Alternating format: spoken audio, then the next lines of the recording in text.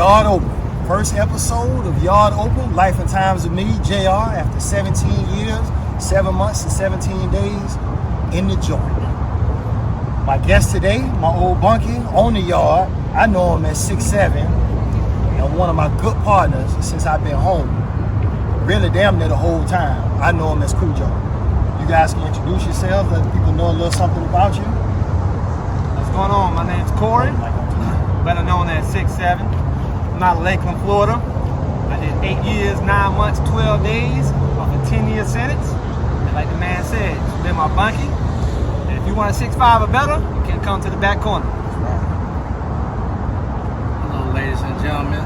I am Akeem Joseph, better known as Cujo, as everybody may call me in my circle. I am an ex-ball player. I specialize in doing massage therapy and currently working on physical therapy. That's right. That's right. So we just came out here. It was a beautiful day. Got an old hit workout in. You know, we still on the yard, still get our workouts in outside. Maintain that body. Anything you fellas, what's on your mind today, man? So instead of what's on my mind, what I want to kind of relate to here is, you know, there's viewers out here that go through the same situation as me and my buddy right here went through, right? Done a lot of time. We still got guys behind closed doors that are going to come home soon doing a lot of time. And we got other buddies and friends that are out that's done a lot of time. So the question that I want to see get answered from you is, how has your experiences been since you've been out? What would you like to tell people who maybe not met their goals since they've been out and done a lot of time, and then they're trying to transition back into society? And for the ones that potentially might view this either before or after getting out, how their transition should go and how you handle it and where you're at now. All right. So after 17 years, when I got out, I was on probation. I didn't have anywhere to go. I was homeless, so you have to have an address. You're out of their violation. So I had to go to the A. Brown Ministries, right? And what it is, it's kind of like a halfway house, real, strict. They got a lot of rules, curfew, got to be in by 10. Until you're working, you're going to church 3 times a day. They got their own program, right? So with me, it was just all about stay focused. And, my main motto is do what you have to do until you can do what you want to do. So I'm taking whatever jobs I can get. I worked at a warehouse, did that job for a while. No heat, no AC, no help, back-breaking work, you know what I'm saying? But I stayed focused. Eventually, I got certified at doing personal training. I left the warehouse job. I went full-time training and kept working, got my money up, got my car within maybe 6 months, and then maybe 4 months after that, had my own place, and we just all go from there. One of the main things is just to not get sidetracked. Don't worry about trying to catch up with everybody else is doing. You're going to see all your friends, dudes who you were in prison with, people who, never went to prison. They might be doing a little bit better than you, and the temptation is so easy to get pulled back into doing the wrong thing, trying to get the easy money. You know what I'm saying? And one thing about them 17 years, I did mine the hard way. You know what I'm saying? That bitch, like I felt every bit of it. I did it hard, but at the same time, I learned the hard way, and I learned, and now it's like my good karma's coming back. I'm having a blast. So one of the main reasons why I wanted to have the podcast, is to let people see that you can live a good life out here. You know what I'm saying? You don't have to, even if you just got a regular job, this, that, and the other, like I would tell you, it's a certain time to put your head down and grind.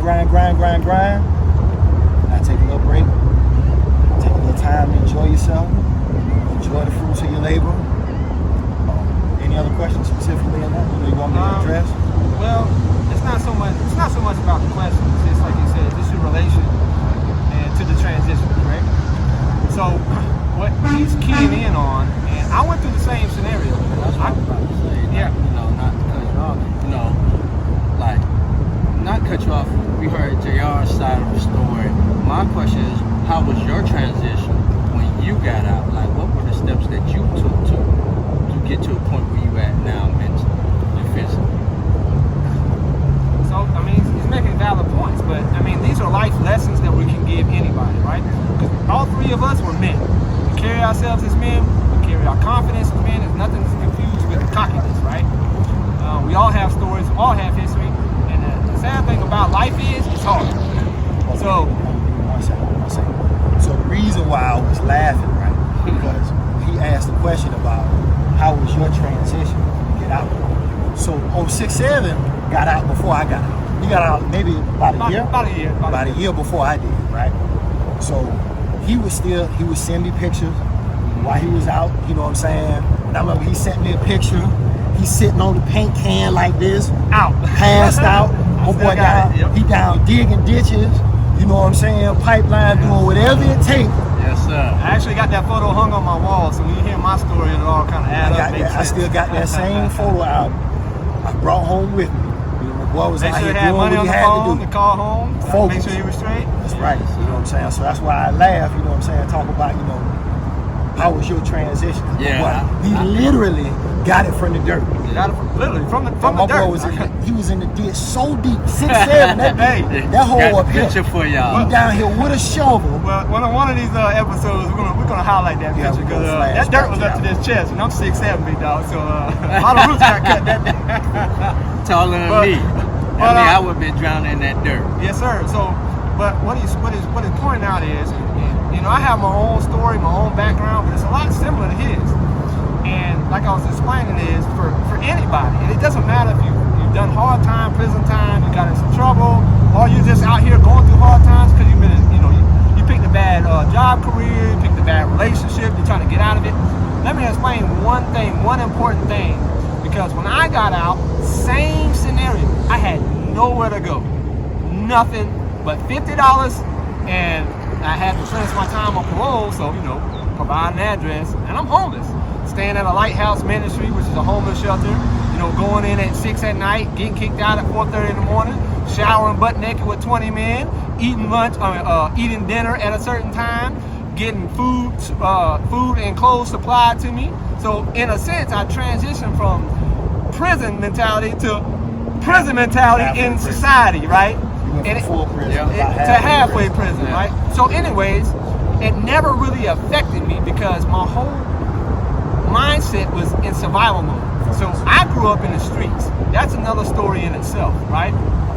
But I've always been a lone wolf. I've always been a hustler, and I always had to, basically get it out the mud.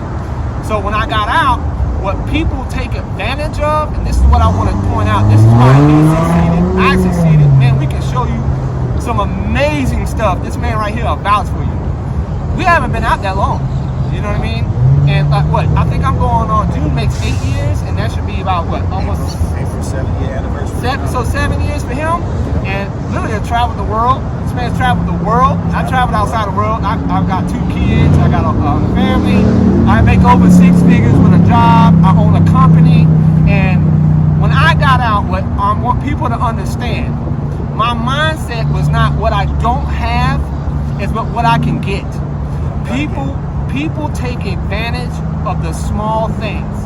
For us, those small things, what we learned while we were gone was to appreciate them because they were really, really, really big things. A house, a roof over your head, a car to drive, those are minuscule things in society.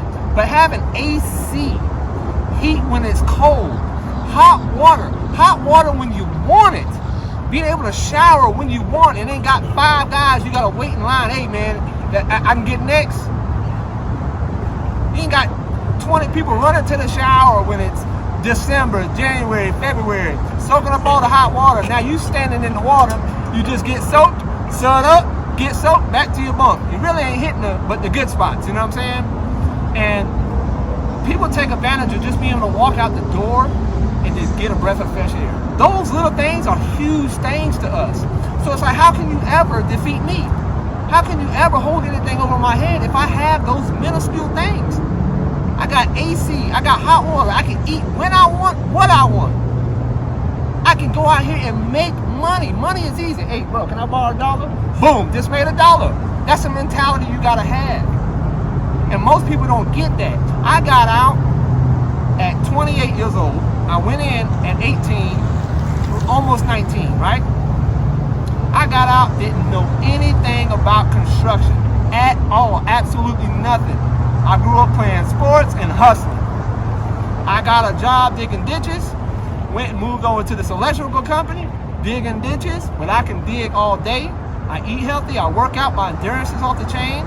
I got a good attitude, and I just want to make something in my life, and that right there is attractive in this society. The society is so negative. So I'm bringing raw, genuine, positive energy, and everybody's attracted to that. Now my name rings bells. Now I get in here and I start asking questions. Hey, what's this? How you run that? Try not to keep going for too long. A little subject. Yeah, but that's but hold on. That's what I was leading to. Hold on, that's what I was leading to, because it's dire for people to hear this, right? I get it. We got a lot of episodes to do. So hold on, but I'm transitioning. But you're gonna lose the focus of people. Okay. Just keep going. But I was gonna transition to that. But what I was gonna say is, like, I knew nothing, and then that head down. Within 5 years, I ended up owning my own electrical company. That's basically what I was literally about to end it with that. No, you good, man. You know what I mean? Yeah. Cause man, I get fired up about that. I know. That's So, what I'm trying to do. Yeah, you know, I go on. So, bro. I get in your Before chest. we In your chest. I gotta hit you. Hey, listen, Goddamn. y'all know, my boy had to be one. But, yeah, my boy. My boy Cujo, you know what I'm saying? He ain't did no time. Yeah. But at the same time, you know what I'm So, saying? Former my story is college just totally athlete, different. Like, still on the grind out here. Definitely that. My two friends over here, good friends, they did time. I didn't do any time. But I still had a different type of hard life on the outside end. You don't have to do necessarily prison time to, have a hard life with them. A lot of them things come through bad decisions that we self-inflict on ourselves. But I'll say this, there's another time to get to the whole story later. But I would say, just stay disciplined and stay hungry and stay focused. If you stay disciplined and you stay hungry and you stay focused, you will reach your goal. You're gonna hit some bumps in the road, but you gotta make sure you stay focused, disciplined, and know the direction that you're going in. So I'm gonna tell you something about my boy right here, right? Since I've known him, so I met him, right? We were working out in the same gym, but we were also bouncers at a club together. Yes. Right? Yes. So once I met up at the gym, like, damn, no, don't we work together? This and hit it off. We've been working out always partners bumping and into shit, each other. right? But my boy been going to school. He been going to work. He hits the gym. He might only sleep a few hours, whether he be working the overnight shift, then come back and pick up another shift during the daytime, get a few hours sleep in, hit the gym, back to studying, back to school. You gotta have a goal. You gotta have a vision. And then if you don't want it, ain't nobody else can live your vision. You gotta go after your own vision. Nobody gonna spoon feed you. Ain't no excuses. There's Ain't no excuses with them. You know, if if you you wanna grind sit hard, back- focus now, you'll reap the benefits later down the line. But sometimes you gotta put your head in that dirt. That's just what it is. Sometimes you gotta sacrifice a little sleep, but you got your eyes on the prize. And Just keep grinding. And if you get that mentality, then one thing my partner right here vouch for, because we talk a lot, is I went through some depressive issues, right? I kept my head down for 5 years, and I mean 5 years. School, studying, work, running side jobs for my company. 5 years, I hardly did anything but get to a comfortable point in life. I would say that. I had a daughter within the first year getting out. Then 2 years after that, I had my son. So it was a grind. It was tough. You know what I mean? Working relationships, trying to build income, and progress in life. I got to a point where the money was really coming in good, right? And at that point in time, I kind of hit a depressive state because I realized that I didn't have life balance to where I was enjoying myself. I got so caught up in the hamster wheel that I forgot that I'm in this world. We all forget sometimes that, there's a big world out here and we're just living on a dot on the map. Sometimes you got to spread out. Sometimes it's good, like that's why we're out here now, is it's kind of breaking that mold. Get out, enjoy the weather, enjoy the sun, enjoy some activities, get some friends that They have the same that goals relate, and right? same desires. That have those same mentalities, those same wants and needs in life. Sometimes you might be on the lower end of the group of friends, but that should excite you. you know, this guy right here is a beast in the gym. Like, there's not too many people I know in the world that can touch him, right? But when we come out here, he's pushing, we pushing. Same thing like Still if sharp and still. exactly. So same thing if I come up and find a money scheme, the first thing I'm gonna do is get in the group chat. Hey man, hey look, I found something. Hey man, y'all all hop on this idea. So don't think that you're out here by yourself, man. There's billions of people, there's trillions of opportunities. You know, and just don't get just so caught up in the hamster wheel, but you do need discipline, you do need focus. And there's a lot of distractions. So I got a question for you, right? Give it back the corner, because this was bridge and shit right here. So when you first went in, what reception setting did you go to? Oh, Lake Butler. Okay. That's back when they was knocking heads loose. So give the people a little, you know, your first impression from Lake Butler. Woo, so So hold on, let me say this, right? So Clear up for them what Lake Butler. Yeah. So Lake Butler is a reception center. It is. When they get sentenced to prison, there's a few reception centers. There's South Florida, Central Florida, North Florida. When we went to prison, North Florida was Lake Butler. But there's a lot of places in Central Florida that sends to Lake Butler, right? Okay. So Lake Butler is it's basically the countryside of Florida, we would say. It's closer to that Georgia line, so you know you got a lot of country folk there. You know, their mentality is a little bit different, right? And in the prison environment, they try to discipline based on, like, I guess, and I've never been in the Army, Navy, anything like that, but they have kind of like the same kind of guidelines, you know what I mean? You wake up at certain times, you eat at certain times, walk a straight line, and I never forget, you know, I'm sitting in Orlando, you know, you hear the stories, you know, county jail, stuff like that. I sat in county jail for almost 9 months. And so I'm sitting in Orlando, and I'm waiting.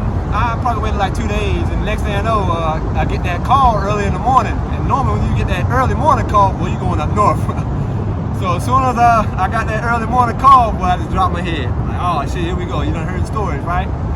So I get on the bus, you know, we riding. I'm over there contemplating all these time I'm gonna put in, just watching the world go by, knowing it's gonna be a while before I probably see this outside world again. As soon as we pull up, I'll never forget it. There's this black gentleman, tremendous shape, right? Probably about 6'3", 260, muscled up. As soon as he get on the bus, hi motherfuckers, everybody up this motherfucker, this and that. It wasn't the second guy in, slapped that motherfucker down the goddamn stairs of the bus. This is how I got introduced to Lake Butler. Get your ass, butt ass naked. I'm talking about dick to the ass cheeks in these lines. They dropping motherfuckers for not listening. You looking wrong, they all in your shit. Shave them up. I'm over here quiet as a mouse. I'm just trying to duck in the back. I'm 6'7", just waiting my turn. No, they put a sleep on my ass out. Well, I got lucky. They ain't get my shit. But boy, yeah, it was something else, man. Getting introduced to that world, but it was like a little shock factor. But yeah, that was my first memory of first time stepping off that Bluebird. So before I even got to Lake Butler in the county jail, the older guys, because I was 18 when I got arrested, 19 by the time I finally got arrested. I did like about 13 months in the county, and all you hear about is, man, when you get to Lake Butler. So Lake Butler is famous for officer on inmate violence. Right? Correct. They're beating inmates, they're killing inmates. Correct. You know what I'm saying? They're killing inmates, just make them disappear. They lose them in the system, their family calling for them, trying to find out where they at. Oh, he's been transferred here, he's been transferred here, he's under the ground dead somewhere. Yep. This is what Lake Butler is known for. Right? So I caught time in Tampa and in St. Pete. So Tampa sent you straight to Lake Butler, but St. Pete sent you to Orlando. So I caught my time in Tampa, 20 years. I caught 20 years in Tampa. Then I had to go to St. Pete, and I got 4.5 more years in St. Pete. They ran them concurrent. So I didn't go straight to Lake Butler. So my reception center was Orlando. So Orlando, you know, they trying to be on a little baby Lake Butler. You know, they trying to do like a little intimidation tactics, but it's more city, it's more black people there, and it's more of an understanding somewhat of the struggles of the inmate, as opposed to we up there in Lake Butler. Lake Butler, in the little woods, really, they're like Klansmen that just, they don't care nothing about you. You go up in here, it ain't necessarily about race either. It's about they got brown uniforms. It's about brown. and we got on blue uniforms. It's against you brown versus if blue. if you here, you a piece of shit, and I'm gonna treat you like that. Yeah, So- that's tough. But Yeah. they end up sending me to North Florida anyway, right? So once I leave there, it's a Lake Butler bus that comes picks us up. So it's Lake Butler people driving the bus. So it's like this little short, older white guy. He's like, hey man, look, there's no smoking on my bus. Okay, we making the trip up there. They got the front, looks like it's like blocked off, so they can't, we can't see them, they can't see us. So it's a couple guys back there, they're smoking anyway, he can't see us, they don't care. Well, as soon as we pull up on Lake Butler property, pull up, they park, Whole game this change. old dude, so it's like the Bluebird, it's like a school bus, right? He's making his way down the aisle. He like, yeah, motherfuckers, I told that's it. y'all, That's ain't it. no smoking Yes, sir. on my bus. We on my territory now. So he walking all the way down the aisle and he stopped at the seat right in front of me. He cock his hand back like this. I'm like, man, please, don't let this motherfucker, this ain't no telling what we gonna do. Right, Yep. right, You know what right, I'm saying? right. The smart thing would be to do is just get slapped in your shit Go Yeah. on about your business. and go on about your business. Go on You know what I'm about your saying? business. That's the smart thing. You can't Smart thing. guarantee. No. You know what I'm saying? You gonna do the right thing. Yeah. Adrenaline kick in, we don't know what's Yeah. gonna happen. So Yeah. he slapped the shit out of the dude right in front of him. So it was a white dude who got like a little bit of hair on his head because when he slapped him, I could see his hair just shit like this. I was like, man, shit. Man. yeah, So in my mind, I was like, just passing through. It's only a few days. So that was like when I was on my best behavior. Through 17 years, 7 months, and 17 days is when I was going through Lake Butler. Yes, They'll sir. kill you. And I think I would say my fondest memory, if we're talking detrimental stuff, you know what I mean? So I'm a ball player, and I could jump out the gym. So every time You used to be able to jump out. oh, I still jump out the gym. You see the Out the box gym? jump? Don't You let seen me the box jump, out the right? gym? You see out the gym. I got 3 we can stack up right We now. can do it now. We can do it. And we'll get the video one of these days. Yeah. I can get Nah, these it's cranked up. one of these days. Make sure Yeah, this card is yeah, right yeah, between yeah, it's going on. these bearings here. But so I got a lot of respect just on the ball side of things. You know what I mean? Your word spread when you can play real, good ball in prison. So I'll never forget they made me a record. And so we Where? got at Lake Butler. At Lake At Lake Butler. So I Let became me know. I became a Let me know record. you was a permanent. I was a permanent for 8 months. Yeah, you got to stay. You So got I got to stay at the death camp. unfortunately, but Yeah. they treat permanents a little bit different because you get a little bit of an understanding. Like, hey man, I'm here to do my time. They really see you're doing your time. So you in the permanent dorms, they really ain't fucking with you too much. But the new guys coming in, they got it bad. So I remember we was doing the rec one day, and so they got a thing in Lake Butler where you walk on that sidewalk. Like I told you, you walk a straight line. Do not walk your ass in that fucking grass. You walk your ass in that grass, you're gonna see these motherfuckers swarm on your ass like ants on bread that you just dropped. I'm trying to tell you now. So it's no joke, right? So now we getting lined up, so the jits can go back to the dorm. That's the 24 and under guys. So I'm putting the balls up and stuff like that. And there's this one younger jit. He storms out the dorm. He crying and everything, running all through the grass. And like I said, ants on bread, like you drop this shit in the road. You just see these guys come from everywhere. Now, it was funny for about 2 minutes because, man, this guy had some moves. Boy, he was ducking, bobbing, weaving. They grabbing his shirt. He pulling up off the shirt. Boy, he Tell looked like about the gun you line, could tell, boss. listen, he could tell he played some football in his days. You hear me? And the next thing I know, he fucked around and hit that sidewalk, and somebody snatched him as he was running by and grabbed him and slung him. His whole face smeared into the cement. And from that point on, they had about 10 of them just stuck. I could see his head bouncing off the floor. Like a And they basketball. literally, like, if y'all were to carry me, it looked like they were carrying Jesus on the cross. Going to old K-Wing. And K-Wing, we got K-Wing Slam down there. So Jeez. I ain't never see that guy again, but we found out that his mother just died. And Rest in peace. they had just told him, and he got an ass whipping for that. So that was a real fond memory for me. Like I said, man, So I'm gonna tell you how crazy they are. Right? So suppose, like when you go in the child, like you said, they got you in line, one behind the other, no talking in line. Right? So suppose you might be talking in line or whatever. They be like, they gonna call you, hey inmate, come here. When you talking in line, yes sir, no sir, whatever. Okay, yeah. Go to the inside grounds Inside. and get Get a broom. bucket. Oh, Nah, get a broom. get Get a broom. Oh, yeah, get a right? broom. This is your job from the morning through until shift change, nighttime. The sun ain't up yet now. Sweep the sun off the sidewalk. The sun ain't up yet. Sweep the sun off the 5:30 in sidewalk. the morning. You out here with a broom, a push broom, It's the middle of July. all day. Or suppose you come out, you know, they got the seagulls round up. You throw the seagulls some bread, right? Oh, you like to feed the birds. Okay, check this out. Come here. If one of these seagulls touches the ground, we're gonna beat your ass from here until shift change. They're gonna have this motherfucker out in the field chasing the seagulls, trying to keep them from touching the ground. And one of the most notorious is go get one of them coffee can buckets and pick up that Florida cottonwood. That's a little, what do they call it? No, the little daisies, you know, you blink the winds and blow it. Well, they got plenty of that out there. Shit. And you'll fill that bucket up. Hey, I'm done. He'll slap that bitch out your hand. No, you ain't. Go fill it back up. But they got some shit for your ass You gotta out be there. mentally strong. And don't not be shaved. Don't be class A with your shirt not tucked in. Cause your ass went down there hungry. You ain't got nobody sending you no extra income from the outside world. Now it's chicken night, best night of the week, right? You looking forward to the chicken, these potatoes, this cake, best night of the week. Well, I went down there, I had a little stubble. Hey, Emma, get out line, take your ass back to the dorm and go shave. No, I go chicken shave. night. I go shave. chicken I tell her, I go hit the glass. Hey, I'm ready to go. Nah. All day in the winter, everybody locking it. Now everybody's going to fight me for it. That was one of my biggest problems. Because for one, like I barely grow any facial hair now, right? So back then I really didn't have anything. So I'm not putting the razor in my face every day. You go out to China, they're gonna be in your face like this. Oh yeah. Got one little piece Go that you shave. forgot. Yep. Like,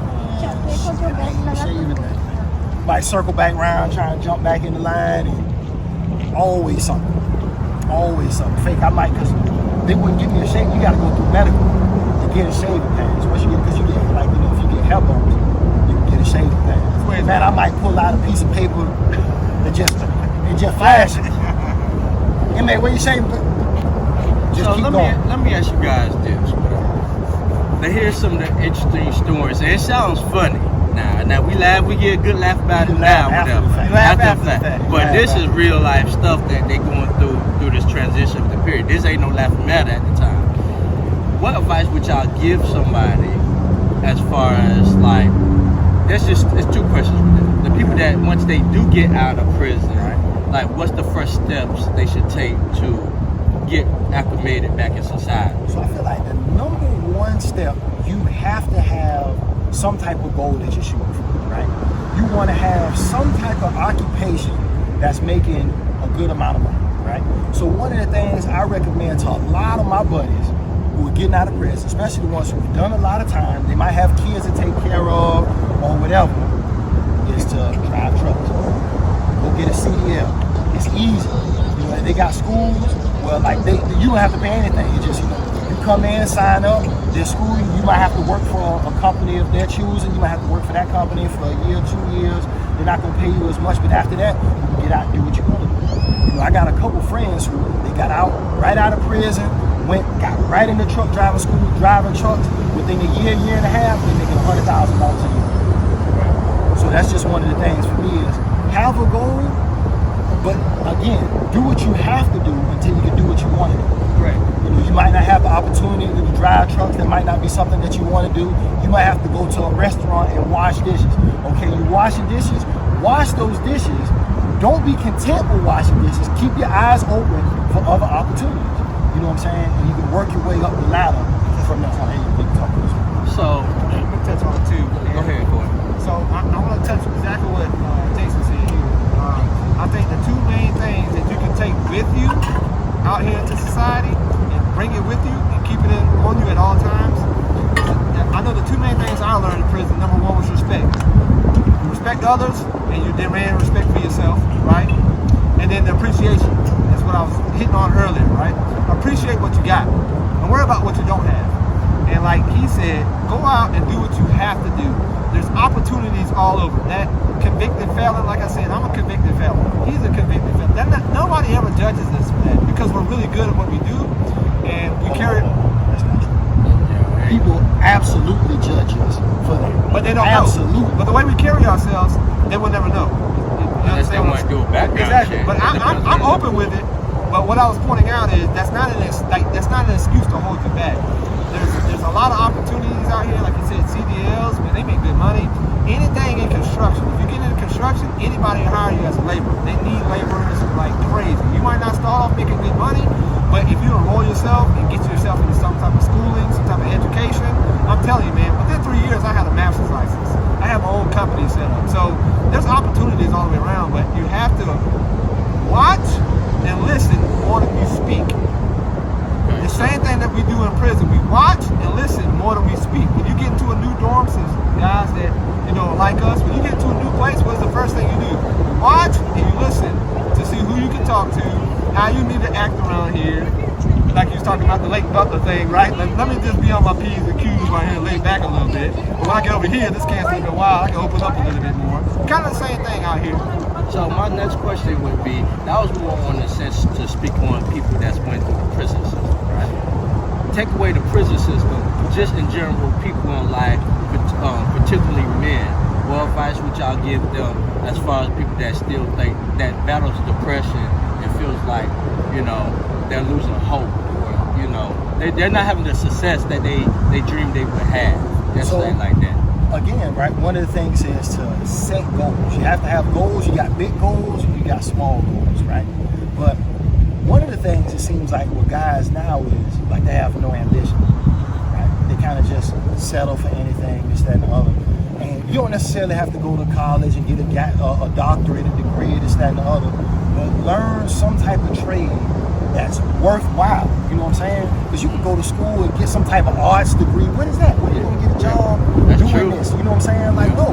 Like, if you want to be a welder, if you drive a trade, electrician, you know what I'm saying? Like, my boy here, I get pictures. Like, his girl might, post a picture here in the book, sleep out. You know what I'm saying? He don't work all day. Went to the gym. He studied until he fall asleep face down in the books. You know what I'm saying? It's dedication. Learn something that you want. Same thing with you. Yeah. You know what I'm saying? You working, you grinding, you going to school, you hitting the gym. You find the trade that you wanted to do. Okay, boom, I'm gonna go to school for this. And boom, now but you got a trade that is marketable. Find something that is marketable, that is valuable in society. So once you start making this money, a lot of times, okay, you make money, you got money in your pocket, you exercise, you're working out, you look good, you feel good, and now you got money where you can do what you want to do. Right. So that's kind of like my advice to that. Like, set your goals on something where you can make money that's achievable, something that you want to do. Yeah, you got, in my opinion, you have to have big goals and you have to have small goals. Because the small goals help you make you continue to feel like you're realistic of your big goals are possible, that's going there. If you don't have a goal or direction that you're going in, you're going to be totally lost. And so you have to have a drive about yourself. And you're gonna have bumps in the road and you're gonna go through the mud. But whatever it is, as long as you stay consistent with it, I promise you on the other end you'll come out one. So I got a home. So this was a big thing for me. So going into prison, I was a social person, right? In prison, the more you talk, the more problems you're gonna get yourself into. Open yourself up. And I went in young. Like I said, I went in 18, I got out 36. This is half of my life I spent in prison. So during those times, like, those social skills are really coming back. I got a small circle of people to talk with, this, that, and the other. But I'm aware of, as my time is getting shorter, I need to get out of this prison mentality.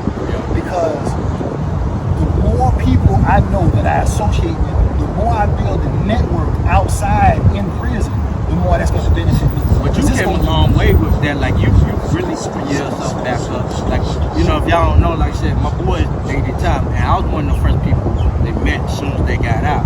From the person they are then to now, it's totally different. And I remember you can get 2 words out, JR. Like, you get, like, my boy just go. Even how my boy goes somewhere, he might have a shirt and some sweatpants on. That was going out again. Now, you know what I'm saying? The biggest blessing that I enjoy seeing through this maturation was to see him start living life a little bit more and enjoying himself a little bit more. be a little bit more sociable because I knew he was, but it just breaking that mold of the prison mentality. And that was the greatest maturation that I've enjoyed seeing these men do through their maturation. And you were a part of helping break me out of that. You you're- and Sean and some of the other people, Exactly. you know what I'm saying? So, because he broke me out of it, and then meeting Cujo, Cujo got me dressed with it. I see. Listen, hold on, listen. Boy, hey, Cujo, you remember that day? I see Cujo walk out. I said, hey, this shit ain't never happened. Boy, if I'm around Cujo, I'm stepping. I don't give a fuck. You ain't never coming with that shit again. When I'm over here like, God, what do I got on? But anyway, so like to hit on what he said, it doesn't really matter. I say two things. It doesn't really matter if you're coming out or you just as a man to another man. Like when I got out, I did. I still to this day is I set goals. So I had my small goals when I got out. That was, you know, hey, get a place, get a car, get a credit card so I can start building credit. And I did a Capital One, like $250 of credit. You put a $50 down payment down, and you know my credit's stupendous right now. It's over 800. But I was just not a bragging thing. But I just want to show you, like, brag on it. but hold on, I just want to show you. So have credit together. I opened a bank account right away, so I put my $100 in savings and stuff like that. So what I was doing was setting the building blocks. You see what I mean? And then I started, as I was going down a career path, I started making bigger goals. Like you said, I do electricity, right? So now I'm a master electrical inspector, master electrician, things like that. But I didn't start off that way. I started off with I'm pretty good at this. Let me go to school so I can learn some more, right? So that was a goal, right? I was gonna learn some more. So they could pay me more, right? So then I was hearing about a journeyman's license. So I was like, well, let me get that license. And as I kept going a little bit more, I got there's a master's license. Well, let me get that. And then as I got that, there's an inspector's license. So what I'm pointing out is I set a path. And my path never stopped. Now I might branch off this way or branch off that way, but the path is going somewhere. It's progress. You got to stay progressive. You got to stay progressive. Enjoy your time out here because it's a balance.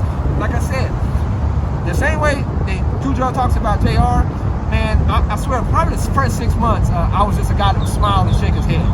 I remember my buddy, before he moved to Atlanta, I was sitting in the car, he used to always talk about how I used to look, right? Because there's a look, there's a way you carry, there's an energy, the way you carry yourself, like, hey man, before you walk up to me, man, you might want to pay attention to what you say, I'll punch you in this shit, you know what I mean? You're in my space, right? So I get out, I keep that look to me, I got that air to me, like, hey man, I ain't nothing to really fuck with, you know what I mean? But here in society, you can't have that type of mentality, right? Because, I mean, that'll get you in trouble.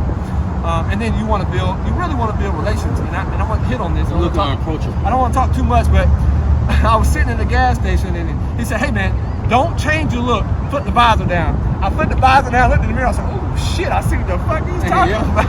I won't want to talk to me either. Yeah. You have to look approachable, that people want to meet you and know who you are and what you have to offer, like, what are your goals and what type of things you can offer. Tell them about your business and what your goals. If you always looking mad, well, you don't have the opportunity to express yourself, say, hey, ladies and gentlemen, this is what I do, this is what I can offer you, this is my line of work. But if you walk up with a smile, you look a little bit more approachable, it'll take you a long way. That's something I had confidence, not cockiness. Yeah. And I'm gonna say something that my buddy taught me in middle school. I used to always get in trouble. It don't matter if you're black, white, nobody liked me. You know what I mean? Just because the way I was carrying myself, and I had that mentality. But my buddy, everybody loved him. Like now, JR, man, I noticed people like that are attracted to JR just because the way he carries himself. And my buddy looked at me. This is when I was 13 years old. You know what my buddy said to me? Why have enemies when I can have friends? It's coming from a 13-year-old. And now I apply that to my mindset in society. We all walked our paths. I mean, we didn't have nobody to catch us when we were falling. You know what I mean? But Or people tried to catch you. Exactly. But what I was going to hit on is that I can never say I'm here without help. I think you can say the same thing. The person who gave me a little ride, the person who slid me a little food so I could eat that night, the person who opened the door so I could have the person who took the time just to show me how to tighten the wire down, you know what I mean? That's all help, and keep that in your mind, you know what I mean? Be appreciative, right? Let me say this, like piggyback off something Corey said. Build your network, but have your circle. You have to have a strong supporting circle with goals, and that's just as hungry with like being as successful as you want to be.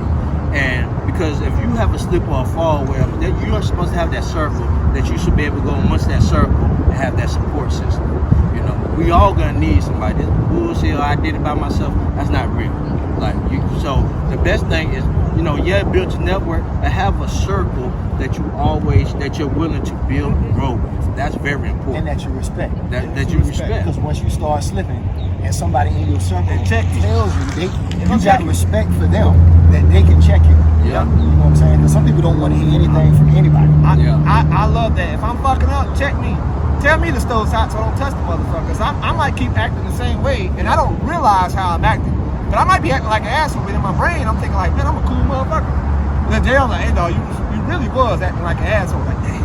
Yeah, but sometimes too, the importance of that network too, that circle, is, you know, sometimes we be so tunnel vision. Sometimes the people in that circle may see things that you don't see coming. Exactly. And that's the importance of having that circle. So let me see that.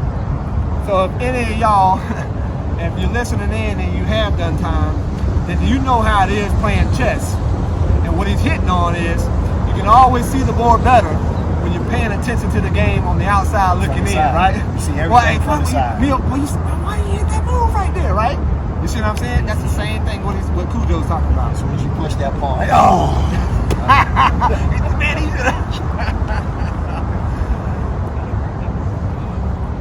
Yeah. Good questions. good shit. Yeah, but you know, that was a good taste of, you know, just to bring more light to y'all from the yard.